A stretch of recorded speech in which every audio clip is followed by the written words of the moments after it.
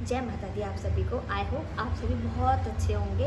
मैं भी बहुत अच्छी हूँ। नवरात्रि चल रही हैं और मैंने इन पावन दिनों में बहुत टाइम बाद कोई नवरात्रि का व्रत रखा है। और कहते हैं ना कि जब हम कुछ अच्छा करते हैं, नवरात्रि में व्रत रखते हैं, तो एक सकारात्मक ऊर्जा आती है और वो मुझे इतना अच्छा फील कराती है। और नवरात्रि की शुरुआत हो चुकी है और आज नवरात्रि का है चौथा दिन।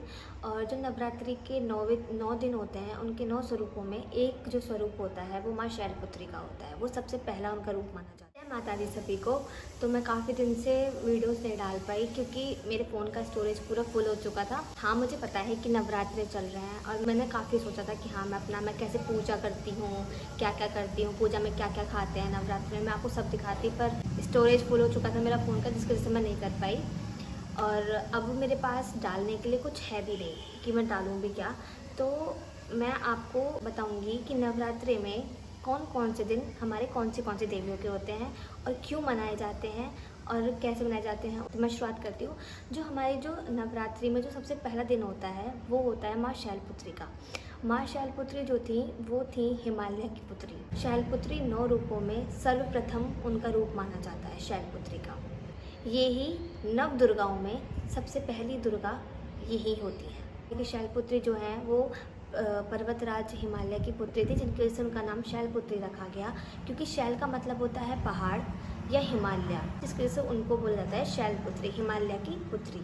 अब इनका रूप कैसे आया और इनका पहला रूप क्या था, उनका पहला स्वरूप क्या था, तो मैं उसके बारे में आज आपको बताऊंगी। जो माँ शैलपुत्री हैं वो माँ सती के रूप से भी जानी जाती हैं, क्योंकि माँ शैलपुत्री का जो पहला स्वरूप था, जो पहला जन्म था, वो था माँ सती का। जो माँ सती के जो पिता थे दक्ष, वो शिव जी को पसंद नहीं करते थे क्योंकि वो अघोरी थे, वो शमशान में रहते थे, तो वो उनको पसंद तो करते नहीं थे। तो जो ये प्रजापति दक्ष थे, उन्होंने हवन रखा था, एक यज्ञ रखा था, जिसमें उन्होंने सारी देवी देवताओं को निमंत्रण भेजा था।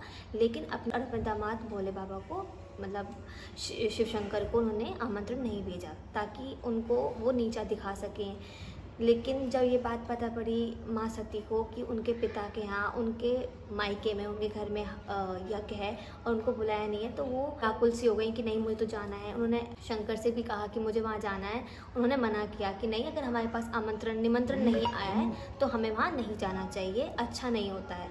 लेकिन कहते हैं ना कि जो दरबार होता है, माता रानी का दरबार हो, किसी भी देवी देवताओं का दरबार हो, वो किसी के लिए नहीं बंद। एक मंदिर एक ऐसी जगह है, हिंदू धर्म में मंदिर एक ऐसी जगह है जहाँ पर किसी में भी भेदभाव नहीं होता। वहाँ सारे भक्त एक समान होते हैं भगवान के लिए, चाहे वो पुजारी हो, चाहे वो भक्त हो, चाहे वो कोई भी हो। माता रानी के दरबार में सब बराबर होते हैं।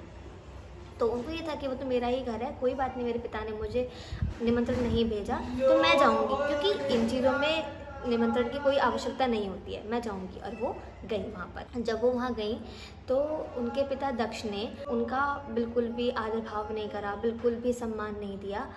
सम्मान ना देने के साथ साथ उन्होंने महादेव का उन्होंने बहुत अपमान किया, बहुत ज़्यादा अपमान किया।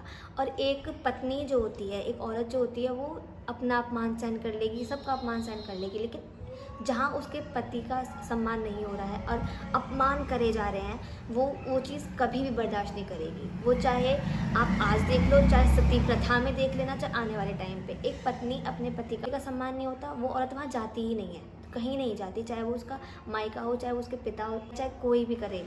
जहाँ एक औरत के पति का निरादर हो रहा है, पत्नी उस घर कभी भी नहीं जाती, चाहे उसका भाई निरादर करे, चाहे उसके पिता, चाहे उसकी माँ, चाहे रिश्तेदार में कोई भी। लेकिन पुरुषों में ये चीज़ होती है कि अगर उसकी पत्नी का कहीं निरादर हो रहा है तो वो कुछ दिन बाद भूल जाते हैं, वो इतना नहीं सोचते। लेकिन औरत जो होती है ना, वो अपने अंदर उस चीज़ को रख के बैठ जाती है कि इस इंसान ने मेरे पति का बहुत आत्मसम्मान को ठेस पहुंचाई है, मैं बिल्कुल भी इस इंसान से मरते दम तक भी नहीं जाऊंगी। औरत अपने पति के सम्मान के लिए कुछ भी कर सकती है, वो किसी को भी छोड़ सकती है अपने पति के सम्मान के लिए। जहाँ उनके पति का सम्मान नहीं होगा, औरत भी वहाँ नहीं जाएगी। तो जब उन्होंने उनका बहुत ज़्यादा अपमान किया, बहुत ज़्यादा अपमान किया, तो माँ सती ने क्रोध में आकर, गुस्से में आकर, जो वहाँ यज्ञ हो रहा था उसी में अपनी आहुति दे दी। जब ये बात शिव जी को पता चली कि सती, और उन्होंने अपने आप को भस्म कर लिया, अपने आप को उन्होंने यज्ञ में उन्होंने अपने आप को भस्म कर लिया, तो ये बात जब शिव जी को पता चली तो उनको बहुत क्रोध आया। उनकी वो धर्म पत्नी थी, उनकी वो पत्नी थी, क्यों नहीं आएगा। तो जब उनको बहुत ज़्यादा गुस्सा आया, वो वहाँ आए और उन्होंने उनके पिता का वध कर दिया। जब पति को पता चले उसकी आधी शक्ति भस्म हो गई है, क्योंकि शिव जी ने अपनी धर्म पत्नी को पार्वती, गौरी, उनके जितने भी रूप रहे हैं उनको आदि शक्ति माना है। और जब उन्होंने देखा है कि वो उनकी ज़िंदगी से जा चुकी हैं और वो भी इस वजह से कि उनके ससुर ने उनका आत्मसम्मान पे ठेस पहुंचाई है, इस चक्कर में उन्होंने अपने आप को भस्म कर लिया, तो उनको तो क्रोध आएगा ही। तो उन्होंने उनके पिता का वध कर दिया। उसके बाद जो माँ सती हैं, उन्होंने जहाँ जन्म लिया वो था महाराज पृथ्वीराज का महल, जहाँ उन्होंने जन्म लिया, जो कि हिमालय के राजा थे, और इसी वजह से उनका नाम फिर शैलपुत्री पड़ा।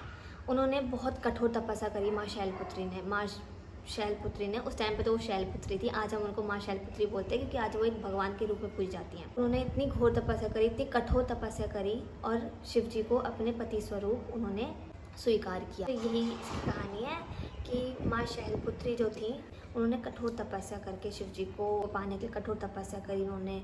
फिर उसके बाद शिव जी को उन्होंने अपने पति के रूप में स्वीकारा। उसके बाद से ही वो माँ शैलपुत्री के नाम से जानी जाती हैं और लोग उनकी पूजा करते हैं। नवरात्रि का पहला दिन माँ शैलपुत्री का होता है।